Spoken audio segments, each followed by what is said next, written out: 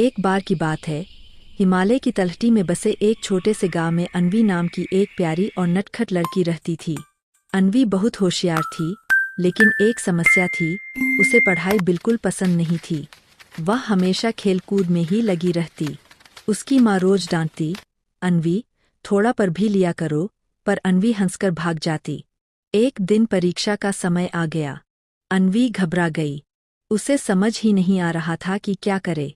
रात को वह रोते रोते भगवान से प्रार्थना करने लगी, हे गणेश जी, मैं पढ़ाई से डरती नहीं, लेकिन समझ नहीं आता कि क्या करूं। कृपया मेरी मदद कीजिए। उसकी सच्ची प्रार्थना सुनकर उसी रात उसके कमरे में हल्की सुनहरी रोशनी फैली। जैसे ही अन्वी ने आंखें खोलीं, उसने सामने भगवान गणेश जी को मुस्कुराते हुए खड़ा देखा। बड़े कान, गोल पेट, हाथ में मोदक और आंखों में अपार करुणा। गणेश जी ने प्यार से कहा, अन्वी, पढ़ाई कोई बोझ नहीं, ज्ञान का दीपक है।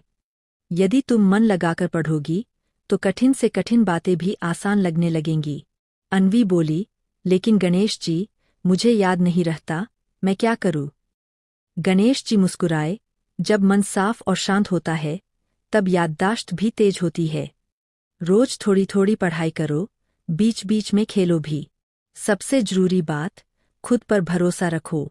फिर गणेश जी ने अपना एक छोटा मोदक उसे दिया और कहा, यह तुम्हें साहस देगा। असली शक्ति तुम्हारे भीतर है। अगली सुबह अन्वी ने नई ऊर्जा के साथ पढ़ाई शुरू की। वह रोज समय पर पढ़ती, समझती और दोहराती। कुछ ही दिनों में उसे पढ़ाई मजेदार लगने लगी। परीक्षा में उसने अच्छे अंक भी हासिल किए। अन्वी ने खुशी से आसमान की ओर देखा और बोली, धन्यवाद गणेश जी, आपने मुझे खुद पर विश्वास करना सिखाया।